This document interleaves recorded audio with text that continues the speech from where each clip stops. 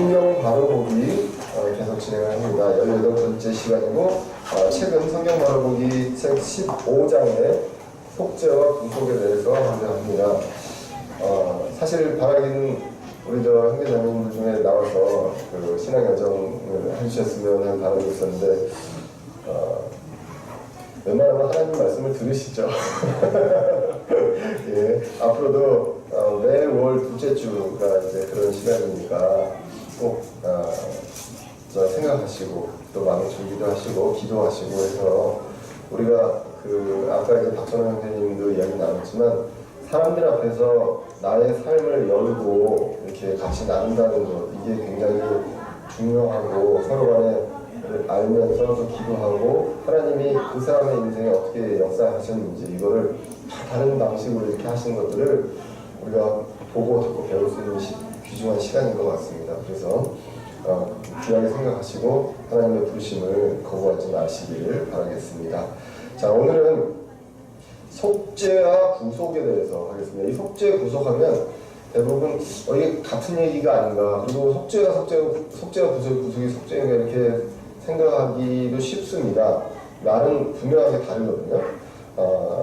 특별히 이제 여기에서 이 속죄와 구속에 대해서 이제 이야기를 할 텐데 이 내용의 가장 키가 될 것이 바로 그리스도의 피입니다. 피. 예. 우리는 피의 종교라는 얘기를 많이들 타 종교에서 많이 하세요. 그래서 우리는 그리스도의 피가 중요한 그러한 신앙입니다.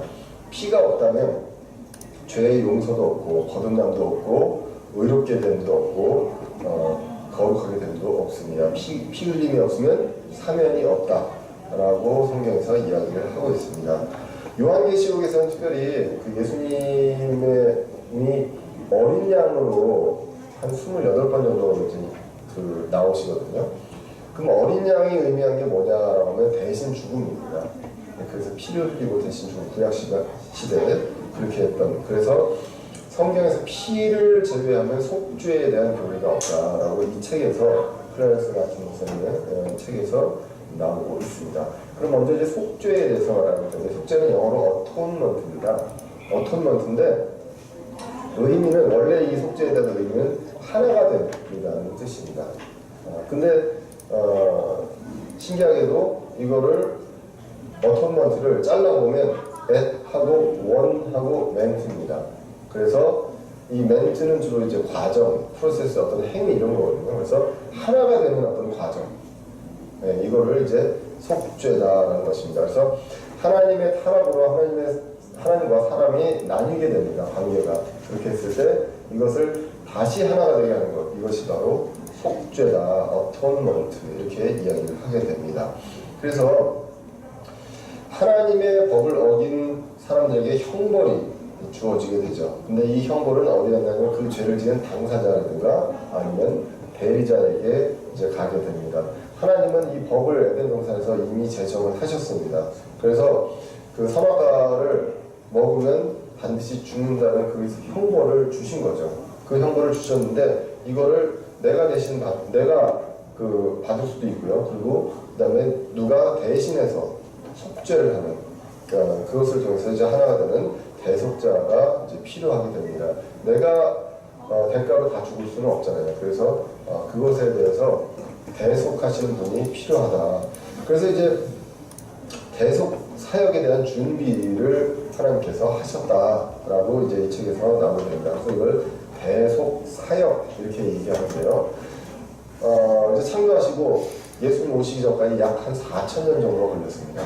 이 4,000년 동안 한 게 뭐냐면 이스라엘 민족들한테 이제 율법을 주셔서 수소라든가 염소라든가 또는 흠없는 어린 양을 통해서 희생 제물을 드리는 거죠. 태우고 피를 뿌리고 이러한 작업들을 하게 됩니다. 이게 결국은 예수님이 오셔서 사실 대속 사역에 대해서 시청과 교육을 한 것이다라는 겁니다.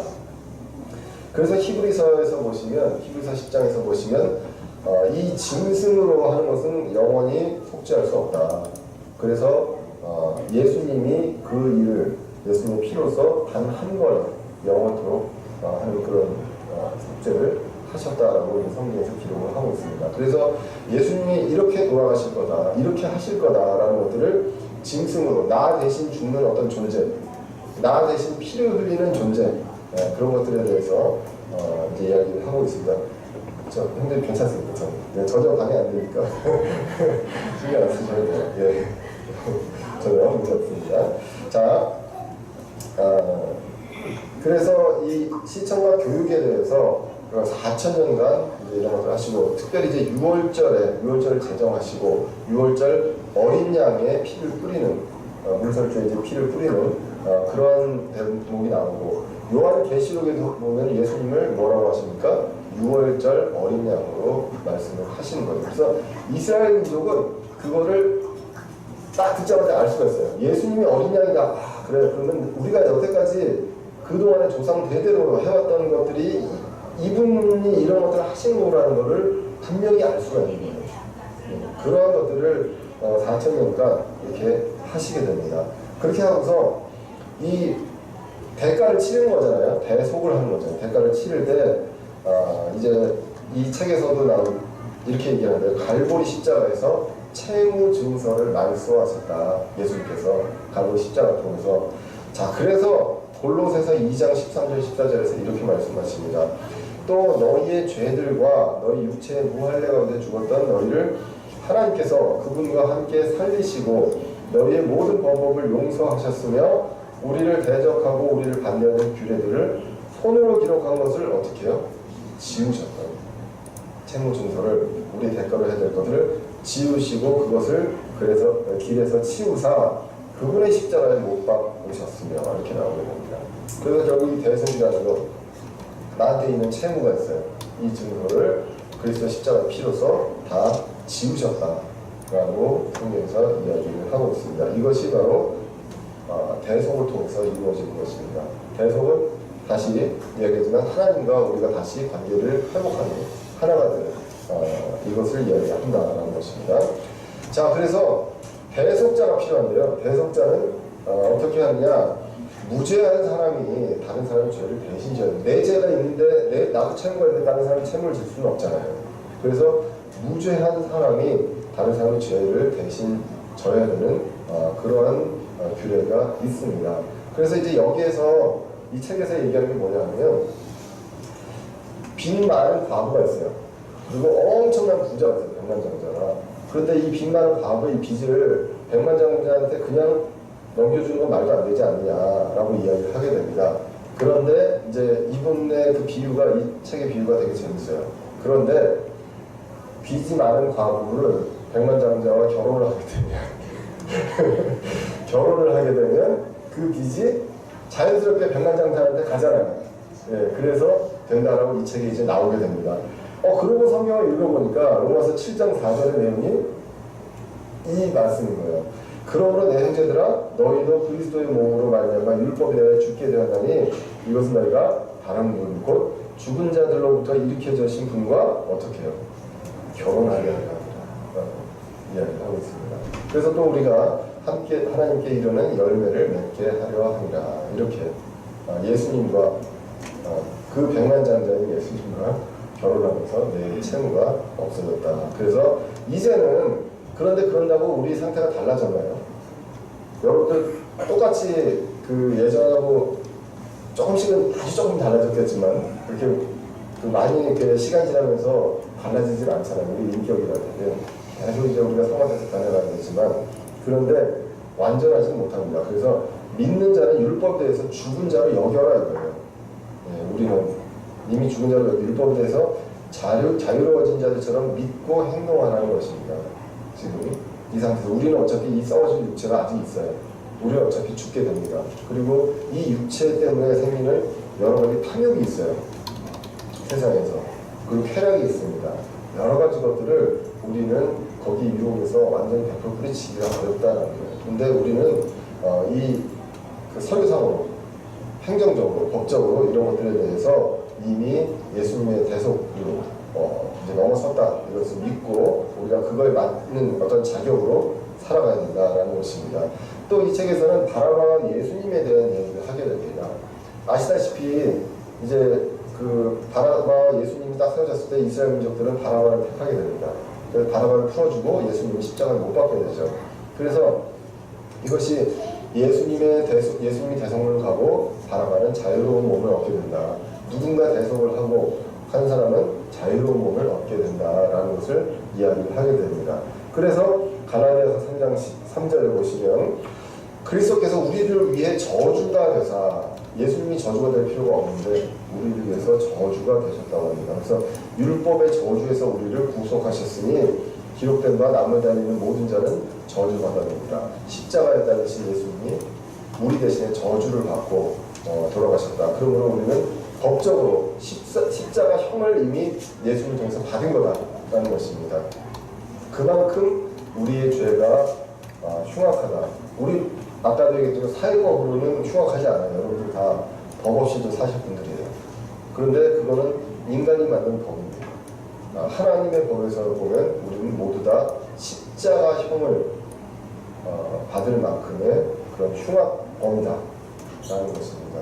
그것을 인정하는 사람들은 회개가 이루어지고 하나님 곁으로 올 수밖에 없습니다. 왜? 이것을 해결할 사람이 예수 그리스도밖에 없기 때문에. 그런데 나는 여태까지 한 점 부끄러움 없이 살아왔어 라고 하시는 분들은 참 어려워요. 어떤 복음이 들어가기가. 왜? 나 지금 살아왔거든. 하나님 없이도 잘. 네.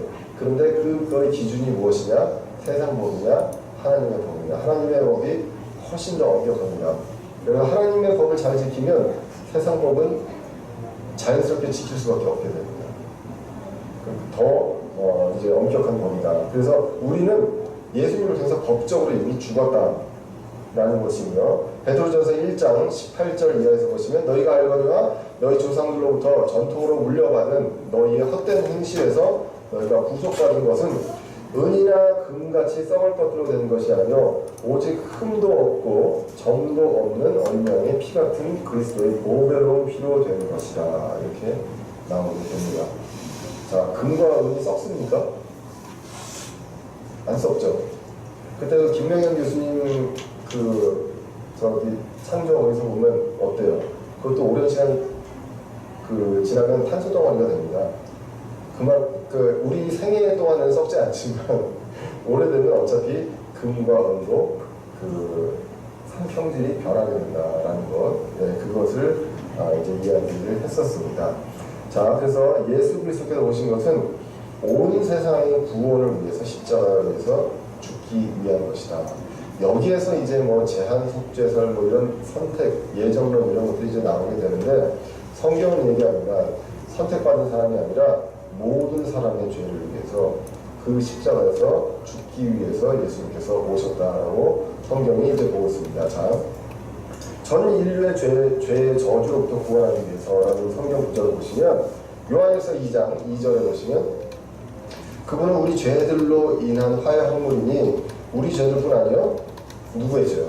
온 세상의 죄들로 인한 화해 허물이시다 라고 나오게 됩니다. 그래서 화해는 뭡니까? 화목하게 하는 것입니다. 관계가 틀어졌던 하나님과 우리와의 관계가 틀어졌던 것들을 화해하고 화목하게 하고 속죄의 뜻처럼 하나 되게 하는 이러한 일들을 이루시는 화해 헌물이다라는 것입니다. 고린도서 1장 20절에 보시면 그분의 십자가의 피를 통해 화평을 이루사, 계속 피가 나오잖아요. 그죠? 예수 그리스도의 피가 나옵니다. 화평을 이루사 그분으로 말미암아 모든 것들이, 즉 내가 말하노니 그분으로 말미암아 땅에 있는 것들이나 하늘에 있는 것들이 자신과 화해하게 하셨느니라 라고 나오게 됩니다. 그래서 십자가에서 그리스도의 속죄는 모든 사람이 구원을 받을 수 있는 위치에 올려놓는, 그러니까 그런 위치까지 다 가 있어요. 그 다음에 사람들의 선택이 있습니다. 디모데전서 2장 4절에서도 뭐라고 그러십니까? 하나님은 모든 사람이 구원에 이르기를 원하신다라고 되어 있습니다. 그러므로 모든 사람한테 기회는 열려 있습니다. 그 사람들이 이제 한 사람 한 사람이 개인의 어떤 의지로 이것을 받아들이느냐가 있습니다. 그래서 모든 사람들이 받아들이지는 않으므로 받아들이는 자가 구원을 하지만 예수님께서 돌아가신 것은 모든 사람의 죄를 위해서, 온 세상의 죄를 위해서 돌아가셨다. 그렇기 때문에 어떤 보편적 구원 이것은 아니지만 기본적으로 예수님이 십자가에서 돌아가신 이유는 온 세상의 죄를 위함이다라고 나와 있습니다. 이것이 이제 속죄입니다. 그리고 속죄의 범위가 되겠죠. 속죄의 범위는 온 세상이다라는 것이고요. 다시 한번 말씀드리지만 이 속죄라는 것은 예수님을 통해서 이제 관계가 우리 하나님과 우리의 관계가 회복이 됐습니다. 예수님 십자가 사건을 해서 바로 그게 된 거예요. 그래서 우리는 다시 어토너먼트 하나가 되었다라는 것입니다. 그 다음에 나오는 것이 이제 구속입니다. 리뎀션이라고 이제 영어로 얘기하는 리딤 또는 리뎀션, 이렇게 성경에서 속죄와 구속을 이제 구별을 해놨습니다. 자, 이제 그 속죄와 구속은요, 십자가상에서 그리스도께서 완성하신 사역입니다. 예수님이 십자가를 통해서 속죄도 하셨고 구속도 하셨어요. 그런데 시간과 행위에서 차이가 있다라고 이 책은 이야기를 합니다. 구속에 대한 정의를 보면 현재 다른 사람이 소유하고 있거나 합법적으로 그 자신의 소유인 것들을 되찾는 거예요. 내 거였는데 무슨 이유든 간에 내가 빚을 졌건 뭘 하든 간에 다른 사람 소유가 됐습니다. 그거를 다시 되돌려서 물러서 다시 가져오는 겁니다. 대가를 치러서. 근데 그것도 내가 대가를 치러서 가져올 수도 있고 아니면 다른 사람이 가져올 수도 있습니다. 그래서 되찾기 위한 소유물의 법적 문제를 해결을 할 필요가 있다라는 것입니다. 그래서 에베소서 1장 13절을 보시면 너희도 진리의 말씀, 우리의 구원의 복음을 들은 뒤에 그분을 신뢰하였고 너희가 믿은 뒤에 또한 그분 안에서 약속의 저 거룩한 영으로 봉인되었습니다. 완전히 딱 닫혔습니다. 이 영께서는 값주고 사신 그 소유물이 구속을 받을 때까지 우리의 상속 유업의 보증이 되사 그분의 영광을 찬양하게 하느니라. 자, 어떻게 나옵니까? 구속을 받을 때까지, 그죠? 그 소유물을 값주고 사셨어요. 사셨는데 구속을 받았다가 아니라 구속을 받을 때까지 우리의 상속 유업의 보증이 되셨다. 예수님께서 보증을 쓰신다는 것입니다. 나중에 이제 구속의 일이. 그래서 예수님의 구속 사역은 어떻게 됩니까? 초림과 재림과 이 전체 열을 구속 사역이라고 하잖아요. 그 중에 십자가 사건을 통해서 예수님께서 속죄를 하셨습니다. 하나님과 우리와 함께 하셨고 그 전체 구속 사역에서는 이제 초림과 재림과 천년왕국과 새하늘과 새 땅과 새 예루살렘과 이런 것들이 이제 다 들어가게 되는 것입니다. 그래서 이런 법적 문제를 값주고 해결하셨다. 이 값이 뭘까요? 대가가 죽음, 예수님의 죽음이고 그리스도의 피라는 것입니다. 이것을 통해서 내가 죽어야 되는 그 값을 예수님께서 대신 치르고 그 다음에 그거를 물러서 이제 가져오게 됐어요. 가져오게 됐는데 지금 가져오는 것이 아니라 나중에 그것을 가져오실 거다라는 것입니다. 자, 그렇게 나와 돼 있고요. 그러면 이 구속받아야 될 소유물이 무엇이냐라고 나와 있는데 로마서 8장 22절 이하에서 보시면 이렇게 나와 있습니다. 또 온 창조 세계가 지금까지 함께 신음하며 고통 중에 산고를 치르는 줄 우리가 아나니 사람뿐만 아니라 모든 땅까지 저주를 받았습니다. 죄를 통해서. 그래서 신음합니다. 그들뿐 아니라 우리 자신 곧 성령의 첫 열매를 소유한 우리까지도 폭으로 신음하며 양자 삼으신 곧 우리 몸의 구속을 기다리는. 자, 다시 한번 읽겠습니다. 그들뿐만 아니라 우리 자신이라고 합니다. 사도 바울이요. 우리 자신하면서 우리 자신이 누구냐 하면 성령의 첫 열매를 소유한 우리. 누굽니까? 구원받은 사람들이에요. 근데 구원받은 사람들이 뭘 기다립니까? 몸의 구속을 기다린다라고 나오게 됩니다. 그래서 우리가 소망으로 구원을 받았다. 이것은 무엇이냐? 완전하게 지금 내 몸 자체가 달라진 건 없어요. 그런데 달라질 것이라는 소망이 있어요. 그게 무엇입니까? 몸의 구속이라고 합니다. 몸을 다시 어떻게 해요? 구속이 뭐라고요? 누르는 겁니다. 원상태로. 우리의 몸은 지금 원상태가 아니잖아요. 그래서 몸의 구속이 있다. 그것을 우리는 기다린다라고 성경에서 이야기를 하고 있습니다. 자, 그래서 아담이 죄를 지었을 때 우리 몸의 영원성 그리고 땅의 상속권이 상실되었잖아요. 이런 것들을 다 물르신다. 대가를 치고 다시 회복한다. 이것이 바로 구속입니다. 속죄는 이미 됐고요. 그리고 구속은 앞으로 이루어질 것이다. 우리는 어떻게 예수님께서 보증하셨다. 그리고 우리는 그것을 소망으로 구원을 받았다라고 성경에서 이야기합니다. 그래서 이 몸의 구속을 더 구체적으로 얘기하면 뭘까요? 우리 몸의 부활이죠. 이제는 썩어지는 육체가 아니라 완전한 예수님께서 부활하신 그 몸에 육체로 부활하는 것. 이것이 이제 예수님께서 약속하신 완전한 구속입니다. 그래서 속죄와 구속이 이렇게 다릅니다. 그럼 이 구속자가 있어야 되겠죠. 아무나 돈 주고 그것을 회복할 수 있느냐? 성경의 법에서 보면 그렇지 않습니다. 레위기 25장 이하에서 보시면 친족이 구속을 해야 됩니다. 친족이. 그래서 레위기 25장 23절 이하에서 보시면 땅을 영원히 팔 수 없나니 땅은 내 것이 아니라, 내 것이라 아니라 하나님 것이라고 합니다. 그러니까 우리가 영원히 사고 팔고 하는 거, 이것은 성경적이지 않습니다. 땅에 미련을 버리시기를 바라겠습니다. 너희는 나그네요 나와 함께 머무는 자니라. 너희 소유의 모든 땅에서 너희는 땅을 무르는 것을 허락할지니라. 이게 구속입니다. 무르는 것. 그래서 만약 내 형제가 가난하게 되어 자기 소유 중 얼마를 팔았는데 그의 친족 중 하나가 와서 그것을 물으려거든 그는 자기 형제가 판 것을 물을 것이요 라고 나오게 됩니다. 그래서 대가를 치고 물으는 것입니다. 이렇게 해서 못 물을 수도 있겠죠. 친족도 형편이 안 되고 나도 형편이 안 돼서 그런 경우는 언제 물습니까? 희년이라는 게 있어요. 그죠? 그 희년에는 물게 되어 있습니다. 사실. 그래서 이스라엘 민족의 그 땅에서는 영원한 땅 주인이 있는 것이 아니에요. 근데 그 전에라도 누군가가 친족 구속자가 있다. 그럼 구속자가 대가를 치르고 합니다. 대표적으로 룻기에 보시면 룻과 보아스에 대한 관계가 이렇게 됩니다. 보아스가 친족이었잖아요. 요새. 근데 순위로 1순위는 아니었습니다. 그래서 1순위인 사람한테 보아스가 가서 너 어떻게 할래? 라고 했을 때 그 1순위가 포기합니다. 그래서 보아스가 법적으로 그런 구속을 할 수 있는 권한이 돼요. 룻의 어떤 재산과 상속으로. 그래서 그것을 다 구속을 하게 됩니다. 이 구속이라는 것은 대가를 치르고 다시 원상태로 무르는 것이다. 그래서 친족은 그러니까 그러므로 그 전까지는 어떻게 했습니까? 구약에서 사람하고는 완전히 다른 생물인 동물을 죽여가지고 했단 말이에요. 근데 그게 안 되는 것이죠. 그래서 예수님이 하나님이신 예수님이 종의 형체를 들여서 사람으로 오셔서 친족으로 오셔서 이 사람으로서 완전하신 죄 없는 빚도 하나도 없는 그런 사람으로 오셔서 예수님께서 이제 이런 것들을 그 피로서 구속하셨다. 그래서 천연태생이 굉장히 중요하다는 얘기를 합니다.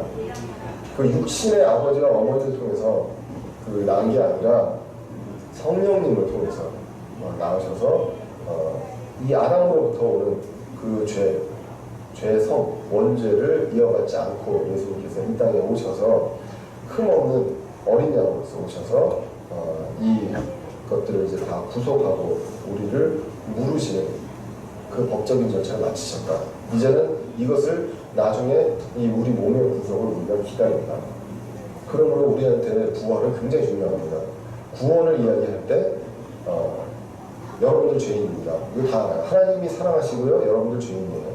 그래서 그런데 하나님과 우리가 관계가 단절됐습니다. 예수님이 오셔서 십자가에서 돌아가셨습니다. 여기서 끝나는 것은 속죄입니다. 구속은 우리가 부활을 하는 것입니다. 그것을 할 때 다 완성이 되는 것입니다. 그러면 우리 몸의 부활, 이거는 굉장히 중요한데 안타까운 이 몸의 부활이 비과학적이죠. 그래서 시간이 가면 갈수록 과학이 발전할수록 교회에서 이 몸의 부활에 대해서 이야기하기가 어려워집니다. 그리고 공중 휴거 이것도 이야기하기가 어려워집니다. 저도 역학을 한 사람이거든요. 역학에 중력과 속도가 항상 들어갑니다. 우리 중력의 법칙을 거꾸로 해서 올라가게 됩니다. 올라가게 되고 올라가기 전에 어떻게 돼요? 우리 몸이 변화되거든요. 올라가서 몸을 만나는 게 아니라 죽은 사람들이요 다시 부활을 하고 그때 살아있던 사람들이 썩어질 몸이 썩지 아니할 몸으로 순식간에 변한다고 고린도전서 15장에 정확하게 나와 있습니다. 고린도전서 15장이 부활장이잖아요. 거기에 나와 있는 거에 그거를 예를 들면 사도 바울이 내가 이것을 비유로 말하는 이렇게 얘기한 적 없거든요.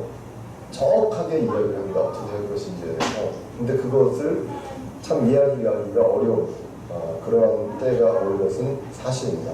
예수님의 천연 산생이 굉장히 중요하고요. 그리고 예수님께서 피로 사신 것들이 있다. 이것을 아직 가져오진 않았지만 보증을 예수님께서 하고 계신다라는 것. 그것이 이제 성경에 나와 있는 것입니다. 그래서 속죄는 순간입니다. 그런데 구속은 순간적인 행위가 아니라 오랜 기간이 필요하다. 그것을 이제 성경에서 구원의 날 또는 구속의 날 이렇게 이야기합니다. 그래서 구속의 날은 의로운 자들이 몸이 부활해서요 영원히 합니다. 그러니까 의로운 자들의 몸이 부활하는 그 순간부터가 구속의 날입니다. 이게 구별이 되시죠. 속죄하고 구속이. 자, 이렇게 됩니다. 자, 그래서 이 몸의 구속에 대해서 이야기를 하게 됩니다. 몸의 구속은 결국 부활한 몸이다. 그래서 부활한 몸은 그분의 몸과 같이 될 것이다 라는 것입니다.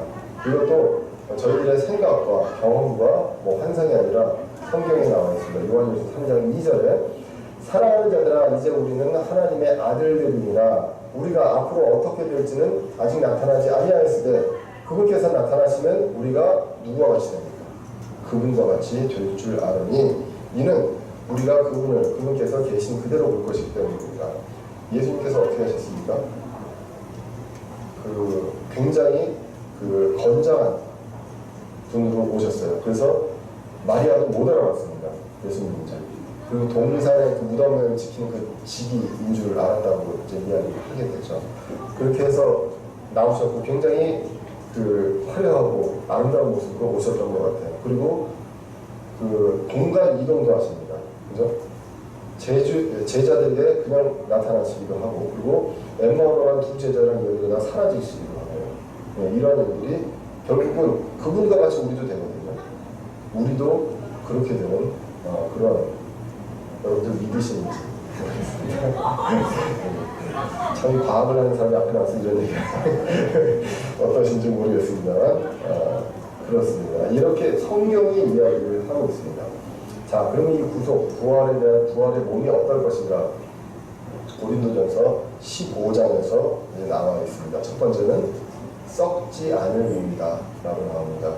우리 몸은 죽는 순간 썩어버립니다. 분해되어버리죠. 그런데 성경에서는 고린도전서 15장 42절, 우리가 이제 고린도전서는 복음에 대해서 처음 얘기를 하거든요. 고린도전서 15장을 전체 보시면 굉장히 깁니다. 지금 42절 나왔죠. 이 뒤에도 한참 많거든요. 그걸 한번 읽어보시면 처음에 어떻게 합니까? 복음에 대해서 이야기해요. 구원의 복음에 대해서 얘기하면 성경대로 죽으시고, 성경대로 장사되시고, 성경대로 부활하시고, 그 다음에 제자들에게 보이시고, 이것부터 시작을 합니다. 그러니까 구원의 복음을 고린도전서 15장에서 쭉 얘기를 하는 거예요. 그러면서 그 뒤에 상당 부분을 뭘로 하느냐? 우리 부활에 대한 몸, 부활한 몸에 대해서 이야기를 하게 됩니다. 그 중에 고린도전서 15장 42절에 죽은 자들의 부활도 이와 같으니라. 그것은 썩는 것 가운데 뿌려지고 썩지 않은 것 가운데 일으켜지며라고 해서 썩지 않는 몸이 될 것이다 라고 이야기를 하고요. 그 다음에 두 번째로 영광 가운데 일으켜지는 영화로운 몸이다. 그래서 우리가 구원에 대해서 어떻게 얘기합니까? 구원이 이루어지고요. 그 다음에 성화가 있고요. 그 다음에 영화가 있죠. 이 영화를 향해서 우리는 갑니다. 영화는 우리의 몸의 부활까지, 그것을 이야기하게 됩니다. 자, 그래서 43절에 수치 가운데 뿌려지고 영광 가운데 일으켜지며, 지금 두 가지를 계속 대비하고 있습니다. 썩어지는 것과 썩지 않은 것과 수치와 영광, 이것을 이야기하고 있고요. 그 다음에 세 번째로 권능을 소유한 몸이라고 합니다. 이 43절 뒷부분에 보시면 연약함 가운데 뿌려지고 권능 가운데 일으켜지며, 우리는 이제 더 이상 연약한 몸이 아니라는 것입니다. 권능 가운데 일으켜지며 우리가 권능을 갖는다라는 내용들이 이제 나와 있고요. 그 다음에 네 번째로 영에 속한 몸입니다. 그리고 영에 속한 몸 하면 우리 영적인 몸 아니냐? 그렇지 않습니다. 만질 수 있는 몸이다라는 것입니다. 이 영에 속한 몸이라는 것의 반대가 뭐냐면 이 성경에서는 본성에 속한 몸이라고 나옵니다. 44절을 보시면 본성에 속한 몸으로 뿌려지고 영에 속한 몸으로 일으켜지나니 본성에 속한 몸이 있고 영에 속한 몸이 있느니라. 우리 몸은 지금 본성에 속한 몸입니다. 그래서 이 본능적으로 자꾸 유혹에 빠지게 되고 따라갈 수밖에 없다는 거예요. 근데 이 몸이 생기는데 이제 다시 구하는 몸은 우리 본성에 속한 몸이 아니기 때문에 어떤 육체적인 쾌락과 이런 것과는 완전히 분리가 된 몸이라는 것입니다. 그런데 만질 수 있는 몸이다. 아까 분명히 얘기했죠. 우리는 누구의 몸과 같이 된다고? 예수님과 같이 된다고 했어요. 근데 예수님께서 부활하시고 나서 누가복음 24장 39절에 뭐라고 합니까? 내 손과 내 발이라 다른 아니라 나를 만지고 또 보아라. 영은 살과 뼈가 없으되 너희가 보는 바와 같이 나는 있느니라. 살과 뼈가 있다고 합니다. 근데 여기서 이야기합니다.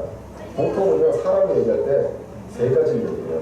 살과 뼈와 또 뭘 얘기할까요? 피를 이야기합니다. 그런데 여기서는 살과 뼈를 이야기하게 됩니다. 네, 그래서 이것이 부활한 몸에는 피가 없지 않겠느냐라고 이제 이야기를 하기도 합니다. 자, 그래서 지금은 자연의 법칙의 지배를 받는 몸입니다. 그런데 그때는 영적인 세계, 영적 세계의 법칙의 지배를 받는 몸이기 때문에 우리의 몸이 지금처럼 예를 들면 뭐 핸드폰이 너무 좋거나 뭐 영화가 너무 재밌거나 그리고 뭐 이렇게 놀고 뭐 하는 게 재밌는 그런 거에 즐거움을 찾는 그런 몸이 아니다라는 거예요. 예, 영에 속한 몸이 된다라는 것입니다. 그래서 아이고 이거 저 하나님 곁에 가면 재미없어서 어떡하나 라고 생각하시는 분들이 많이 있잖아요. 그런데 우리 몸이 바뀐다니까요. 영에 속한 몸으로 영적인 세계에 지배를 받는 몸으로 바뀐다는 것입니다. 성경에서 얘기합니다. 슬픔, 고통, 죽음이 없는 곳에서 기쁨으로 살게 됩니다. 자, 그래서 우리의 몸과 황폐하는 창조 세계의 그 땅의 구속, 창조 세계와 땅, 그러니까 우리 몸뿐만 아니라 이 세계와 땅의 구속을 위해서 돌아가셨다는 거예요. 그래서 이 전체 구속 사역을 보면 우리가 부활을 합니다. 그죠? 우리가 부활하는 것 말고 또 뭐가 있어요? 땅이 회복이 됩니다. 땅이 회복이 되고 그 전에 에덴 동산에서와 같이 에덴 동산 이후에 어떻게 됩니까? 모든 동물의 세계는 양육강식의 대상이 됩니다. 네, 그래서 동물들이 잠을 잘 못 자잖아요. 네. 사람하고 다른데 사람은 잠을 자면 7시간, 8시간 자는데 동물들은 그 아주 얕은 잠을 잡니다. 조금만 깨잖아요. 네. 얼마나 힘들겠습니까? 네. 그러한 세상에서 이 창조세계와 땅의 구속을 모든 것들을 다 이루시기 위해서 예수님께서 십자가에서 돌아가셨다는 것입니다. 그래서 이사야서 11장 여기 이제 천년왕국에 대한 얘기입니다. 천년왕국에 대해서 뭐라고 나오냐면 이리도 어린 양과 함께 거하며 표범이 염소 새끼와 함께 누우며 송아지와 젊은 사자와 살진 짐승이 함께 있어 어린아이가 그것들을 인도하며 암소와 곰이 함께 먹으며 그것들의 새끼들이 함께 누우며 사자가 소처럼 풀을 뜯어먹으며 에덴 동산에서 그랬다는 거죠. 젖 먹는 아이가 독사의 구멍에서 놀며 젖된 아이가 독사의 굴에 손을 넣을 것이로되 라고 얘기합니다. 구속의 날입니다. 구속의 날에 천년왕국에서 이러한 일이 있을 것이다 라고 성경이 이사야서에서 기록하고 있습니다. 신약이 아니라 이사야서에서 이 내용을 이야기하고 있습니다. 그러므로 십자가 사역은 단지 인간의 혼의 구원만을 위함이 아니라 인간의 몸과 땅의 구속도 포함한다. 예수님의 다시 이제 정리하면 예수 그리스도의 십자가 안에 피로 속죄가 있었고 구속이 있습니다. 그래서 속죄는 대신해서 대가를 치르는 거죠. 네, 그래서 나 대신 죽으신 분이 있습니다. 그것을 피 흘려서. 그래서 그것을 통해 그것을 예수님께서 보여주시기 위해서 이스라엘 백성한테는 4,000년간 그러한 일들을 했다는 것입니다. 희생을 예고해주고 그 다음에 그것만 위해서 예수님의 십자가 사건으로 우리를 구속하시는데 어떻게 몸의 구속을 이루신다는 것입니다. 그래서 이것은 지금은 이루어진 게 아니기 때문에 약속 보증을 하신다. 네. 앞으로 이런 것들이 이루어질 것이다. 그리고 그 몸을 여러분들이 걱정하지 않아도 영원 동안 지루하지 않게 즐겁게 해주실 것이다. 왜? 우리는 본성에 속한 몸이 아니라 영에 속한 몸으로 변할 것이기 때문에 썩을 몸에서 썩지 아니한 몸으로 변할 것이기 때문입니다. 마지막으로 고린도전서 15장을 한번 찾아보겠습니다.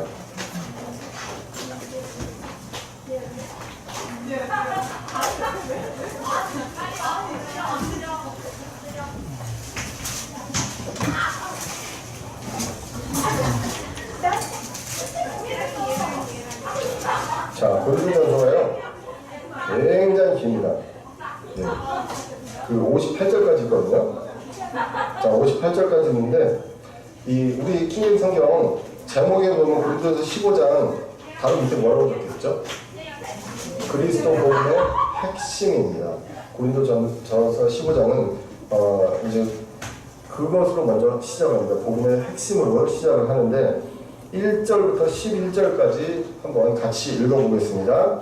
또한 형제들아 내가 너희에게 선포한 복음을 너희에게 밝히 알리노니 너희 역시 그 복음을 받았으며 또 그 가운데 서 있느니라. 너희가 만일 내가 너희에게 선포한 것을 기억하고 헛되이 잊지 아니하였으면 또한 그 복음으로 구원을 받았느니라. 내가 또한 받은 것을 무엇보다 먼저 너희에게 전하였노니 이것은 곧 성경 기록대로 그리스도께서 우리의 죄들로 인하여 죽으시고 묻히셨다가 성경 기록대로 셋째 날에 다시 살아나시고 게바에게 보이시고 다음에 12제자에게 보이셨다는 것입니다.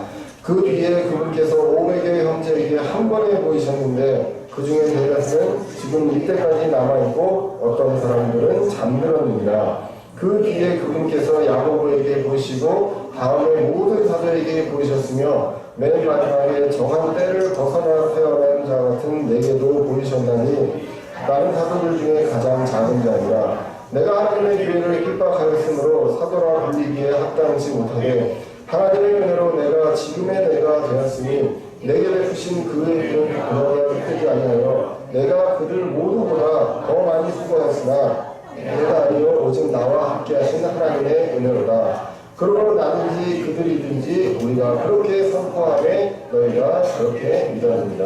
아멘. 자, 그 다음에 35절로 넘어가겠습니다. 그 중간에도 이제 이 고린도전서 15장은 여러분들 좀 많이 읽으면 소망이 되는 내용인데요. 고린도전서 15장 35절 이하 내용 어디까지 읽을 거냐면요. 잘 안 보이네. 좀 노안이 와가지고. 자, 49절까지, 35절부터 49절까지 읽겠습니다. 교독을 하도록 하겠습니다. 제가 먼저 읽겠습니다.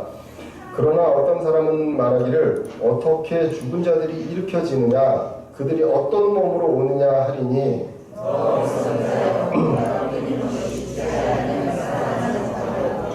또 내가 뿌리는 것으로 말하건대 내가 앞으로 있을 그 몸을 뿌리지 아니하고 밀이든 어떤 다른 곡식이든 다만 맨 알갱이를 뿌리되 하나님께서 친히 기뻐하시는 대로 그것에게 몸을 주시며 또 모든 육체에게 그것에게 몸을 주시느니라.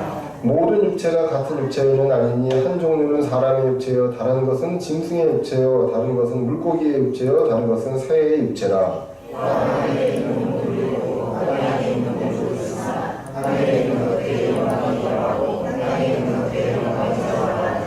해의 영광이 이러하고 달의 영광이 저러하며 별들의 영광이 또 다르니 이 별과 저 별이 영광면에서 다르도다.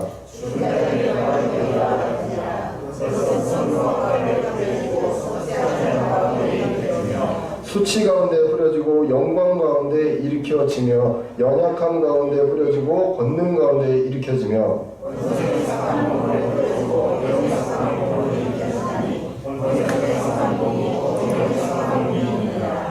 첫째 사람은 땅에서 나서 땅에 속하거니와 둘째 사람은 하늘로부터 나신 주시니라. 그러나 영에 속한 것이 첫째가 아니요 본성에 속한 것이 첫째며 그 뒤에 영에 속한 것이니라. 죄송합니다. 44절 읽어야 됩니까? 45절. 죄송합니다. 그러므로 기록된 바 첫사람 아담은 살아있는 혼이 되었더라 함과 같이 마지막 아담은 살려주는 영이 되셨느니라.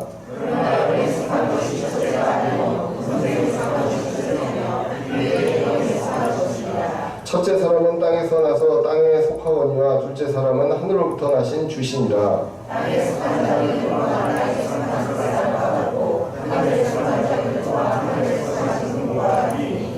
우리가 땅에 속한 그 사람의 형상을 지닌 것 같이 또한 하늘에 속한 그분의 형상을 지니게 됩니다. 우리 58절까지 다 같이 읽어보겠습니다. 한번.